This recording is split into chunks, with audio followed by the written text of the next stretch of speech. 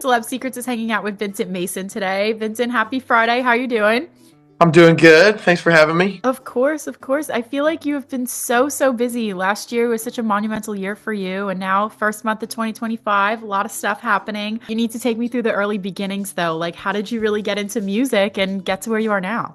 Yeah, I've always been a fan of music and songs, and it always kind of moved me in a way that like I thought everybody felt that way when they listened to a song, and it took me a while to realize that it's just the people that end up making music that love it that much. It started being country songs around eighth or ninth grade, like the majority of what I was listening to, and that was a lot of like John Party, California Sunrise, and American Kids, Kenny Chesney, and that first like Thomas Rhett album, and just like feel good hit songs were kind of my idea of country music. And then got really into John Mayer in high school and got a guitar my sophomore year of high school. So just kind of had all that. I would learn how to play country songs and John Mayer songs, and then ended up going to Ole Miss for about a semester and brought the guitar with me. Hadn't really started writing songs, but it was kind of a weird thing. Like I knew I wanted to write a song. I just didn't know what I was going to say or how I was going to sound. And I just kind of would try to start here and there, and then I would quit.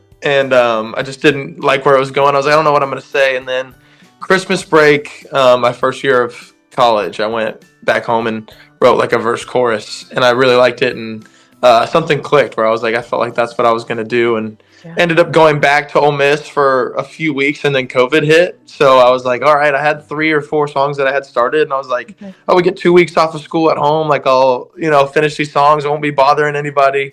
And I ended up never being a student there ever again. I moved to Nashville in September, and my parents were really great. My mom kind of forced me out the door. I was kind of like, oh, maybe one day I'll move to Nashville. And she's like, you should just go right now. And that's what I did. Looking back, I didn't know anything about this like town or anybody. And I had like 5 songs that, were okay. But looking back, that was kind of crazy, but I'm glad that I did it. But that was kind of the start. And when you started posting videos, obviously, we were getting traction here, but what was that first moment where you're like, okay, well, people like what I'm writing, or people like the songs that I'm covering? I didn't post until about a year. I lived here for about a year, and I was just writing stuff. And I initially really just wanted to be a songwriter when I moved to town. I thought that was just, for whatever reason, I felt like I could do that more. That seemed more realistic to me. But like, it's really hard to be a songwriter also. Like, it really wasn't much easier. I don't know why I thought that, but I did. I thought it was going to be easier to just be a songwriter. But my friends that I met here, I met a couple friends, and they were just like, man, you really need to post these on TikTok if you ever want anyone to see them. Even if you just want to be a songwriter, if you want anyone to see them, you just need to post them. And so I started doing that, but I started doing covers because I was like, I guess I was, to be honest with you, I was scared to post this stuff, because once you post it, you're like, man, I think it's good, but if no one likes it, then maybe it's not good. And I had a couple do okay, and then I posted Everybody Loves Her, this song that I wrote, and that was the first one that I wrote myself that got, whatever, 20 or 30,000 likes, and people asking me to put it out. I think that was when I felt like I could do it for real, when people I didn't know were asking me for it. And, people are funny on there. They're kind of like demanding me to put it out, They're like, I need this out right now. And like, that was just such a wild thing to me, that people that I didn't know, were asking and saying stuff about it. That was nice. And I think ever since that moment, I felt like I could do it. Like as long as some people want to listen, I feel like I'll be happy with that. I feel like when they love it, they get aggressive. They're like, new music They do. now. They do. They'll say they'll threaten to like kidnap your dog, or That means you're doing something right, though. which is great. Yeah, it's good. For sure. Now, did you know that Hell of a Dance Floor was going to be the one that was going to kind of get you like the record deal and kind of change your life? Or what was kind of the passion behind that track specifically? Honestly, not at all. I didn't see that coming whatsoever, which is kind of like, you have a song like that and you kind of press for it to happen again. Like I remember putting that out and I was like, all right, we need like 2 more just like Hell is a Dance Floor and we'll be set. I was writing a ton at that time. Ended up writing with Chase McDaniel, who we signed to the same company, but he had just signed and I was just getting ready to sign. That was our first write together. It was a 2-way, and he had the title Hell is a Dance Floor, and I was writing so much at that time. I was just like, yeah, man, that's cool. Like, let's do that. And then I gave it to Jake, who was my publisher at the time. He's now my guy at Universal.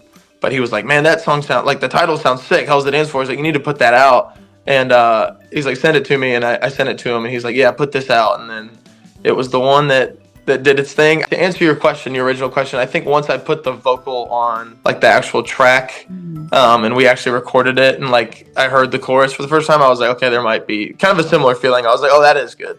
You know, but I didn't think it would do what it was going to do. I just thought it was really good. I still don't really understand what it was that that got everybody to listen, but I guess that's, you know, just part of making music and making records. Yeah. Do you feel like though you fully embrace like sad boy country?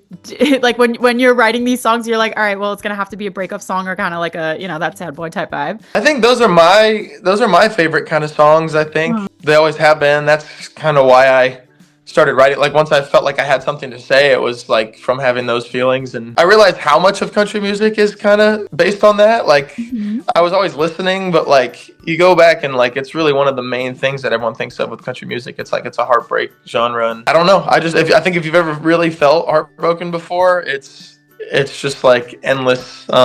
Totally. I don't know, possibilities, I guess, with country music. Like it's just like you can hear somebody tell their story and spin it in a different way, and like it really is the same story. Like you got your heart broken, but it just makes me feel different every time. I think we're working on an album right now, and we're trying to get a few songs at least. There is like I'm not heartbroken all the time. Like I'm not walking around. Like I have a normal life, and like I have good times too. So trying to figure out how to write those too, you know. And you mentioned a lot of more new songs, and that a project is coming too. So what can you tell me about this process? Because it's going to be like a debut album, right? It's going to be a debut album, yes. We have a lot of songs in a pile right now that we have to kind of narrow down to a final number. There's some songs I'm writing on my own that I got to finish.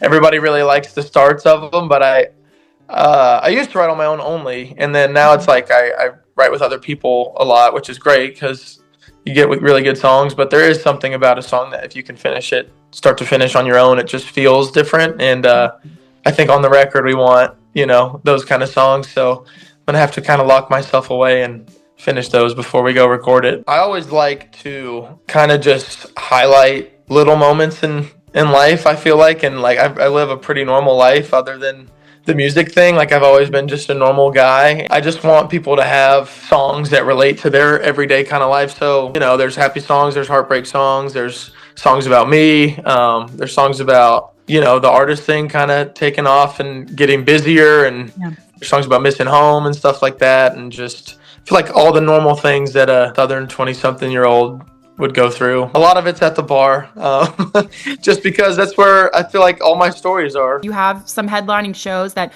sold out like crazy on pre-sale, and I know also you're playing with Riley Green. So can you tell me more about your headlining shows and everything about that, and then maybe, you know, performing with Riley if you have so far, or is that kind of upcoming? The headline stuff, that was our first time we'd really put tickets on sale. I've been on the road for, like touring like kind of in a serious way, a little under a year. I guess all this is to say I've been an opener my whole career, and I really do feel like I'm finding my way playing live shows, but I'm excited to play for people that, you know, bought tickets to see us. Like we had never put tickets on sale before, so I was just hoping that the rooms would be, you know, pretty full. I didn't think we would sell it out pre-sale. I really had no idea what to expect, but I'm really grateful that we did. I'm thankful to everyone that bought tickets, and I'm glad that people want to see shows, because that's kind of always been my focus. I'm just like, I feel like if I put out the songs that I want to put out, enough people will kind of get it and they'll want to see it. I guess your other question, Riley Green, I've been a fan of his. He was one of those artists I found in high school, and I always just remember him being the guy from Alabama, and like he was kind of upcoming, and it was cool, and you could go see him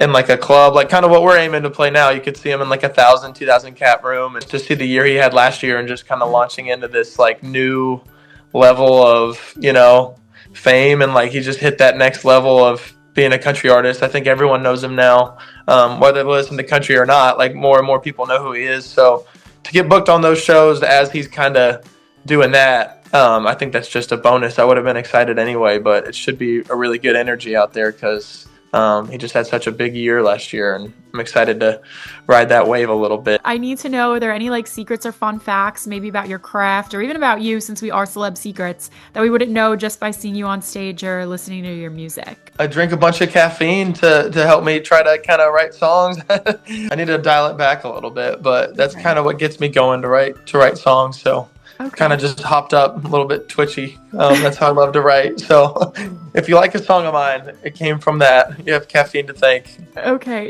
Are you like a Yeah. coffee drinker or it's like an energy drink? What is it? Honestly, a lot of Celsius. What's the go-to flavor though? I got a kiwi guava over here right now. Oh, There that's you a good go. one. Yeah, I like that. I like the lemon lime. It tastes like a Sprite, but Mm-hmm. it's just like it's got like crack in it, you know. Yeah. So that's a fun fact about me, a Celsius connoisseur.